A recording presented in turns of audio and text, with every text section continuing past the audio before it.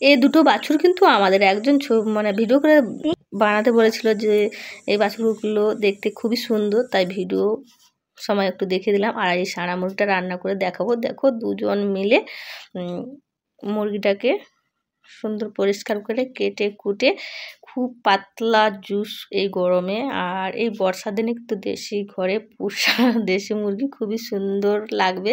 আর আমাদের বাড়িতে না ছেলেরা এই মুরগি কাটা কোটো করে না, তো আমার দুই জায়গায় সবই করতে হয়।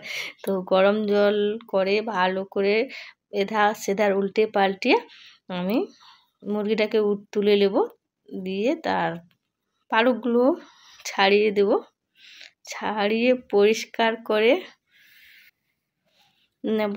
দুই যা বসলাম, তো আমার যা আর আমি দুজনে ভালো করে পালকগুলো পরিষ্কার করে নিলাম। তারপর পরিষ্কার হয়ে গেছে আর গ্যাসে জ্বালিয়ে, উনান এখন জ্বালানো সম্ভব না, গ্যাসে জ্বালিয়ে সুন্দরভাবে মুরগিটাকে সেঁকে নিলাম।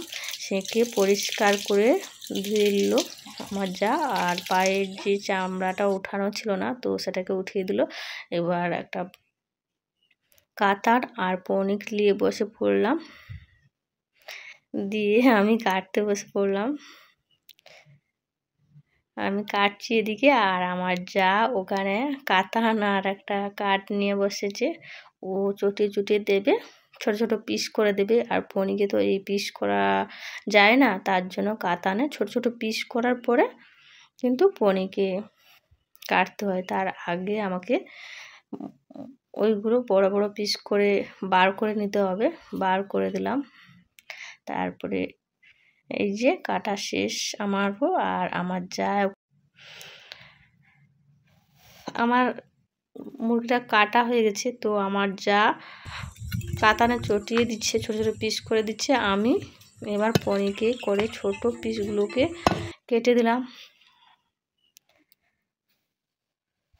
কাটা হয়ে গেছে। আর মুরগির ঠ্যাং তো সবার বাড়িতে বাচ্চাগুলো খেতে চায়, তো আমাদের ছোট বাচ্চারা বলছে আমি মুরগির পা খাবো, তার জন্য মুরগির পাও রাখতে হচ্ছে। ভালো করে ধুয়ে পরিষ্কার করে নিয়ে আসলাম। তারপরে আর একটা পাত্র নিয়েছি, জলগুলো মানে ছেঁকে ছেঁকে মাংসগুলোকে তুলে নিলাম আর একটা পাত্রে দিয়ে আমি এখানে পরিমাণ মতো নুন দিয়ে দিলাম, আর 1 চামচ হলুদ গুঁড়ো দিয়ে দিলাম, আর 1 চামচ লঙ্কার গুঁড়ো দিয়ে দিলাম।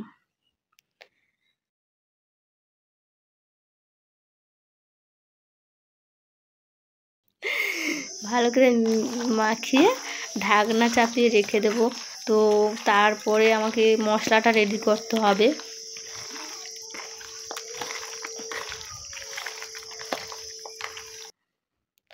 মাখানো হয়ে গেছে, এবার ঢাকনা চাপিয়ে রেখে দিলাম।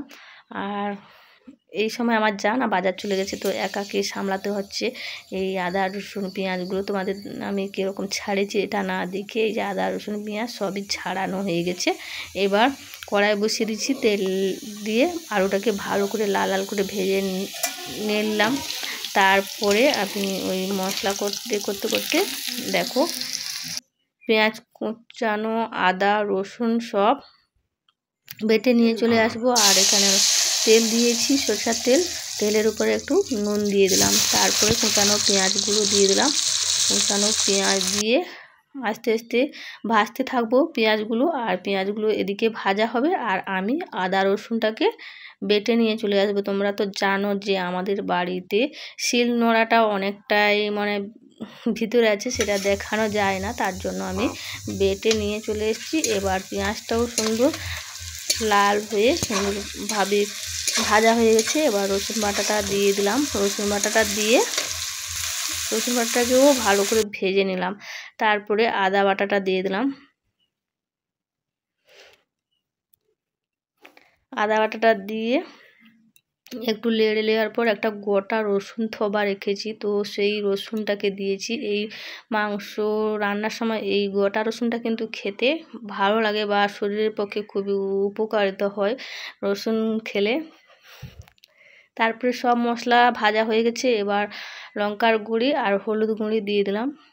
আরও ভালোভাবে মশলাটিকে কষিয়ে নিলাম। কষানোর পরে আমি এখানে মশলা ধোয়া জলটা দিয়ে দিলাম। জলটা দিয়ে আবারও কষিয়ে নিলাম। তো জলটা এখানে ভালো করে মেরে নিতে হবে। তারপরে দেখো জলটা মরে গেছে, কড়া থেকে তেল ছেড়ে গেছে। এই মুহূর্তে আমি মাংসটা দিয়ে দিলাম। মাংসটা দিয়ে কষতে থাকবো। কষতে কষতে ঠিক জলও বেরাবে মাংস থেকে। এই গরমে কিন্তু এই দেশি মুরগির পাতলা ঝোলটা খেতে কিন্তু দারুণ লাগবে। আর এই সময় মেঘলা ওয়েদার, একটু একটু জল হচ্ছে, তো এই সময় না দুপুরে মাংসটা না করে তাই রাত্রির বেলায় মাংসটা করলাম। তো কেমন লাগবে, তোমরা কোন সময় মাংস এই গরমে খেতে চাও অবশ্যই কমেন্ট করে জানাবো। এই কথা বলতে বলতে এই যে মাংস কষানো হচ্ছে, তো জল বেরিয়েছে, সেই মুহূর্তে আমি ঢাকনাটা চাপিয়ে দিলাম 10 মিনিটের জন্য। ঢাকনা চাপিয়ে আবার 10 মিনিট পরে ঢাকনাটা খুলে আবারও একবার খুলে নেড়ে দেবো।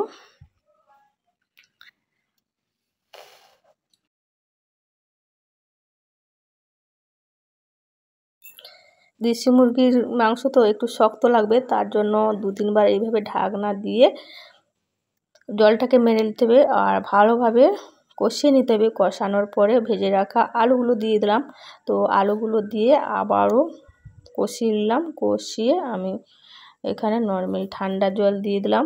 তো জলটা একটু বেশি পরিমাণ দিয়েছি, তো দেশি মুরগির ঝোল সবাই খেতে চায়, তো পাতলা ঝোল খেতেও কিন্তু খুবই ভালো লাগবে।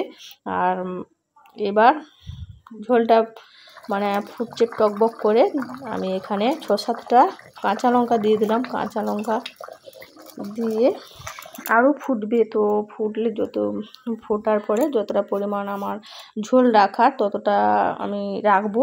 তো এইভাবে ফুটিয়ে আমার মাংস রান্না হয়ে গেল। তো মাংস রান্না হওয়ার পর নামিয়ে নিলাম। তারপরে এখানে গরম মশলার গুঁড়ি নিয়েছি, প্যাকেটে আছে ওইটা দিয়ে গরম মশলার গুঁড়ি দিয়ে দিলাম।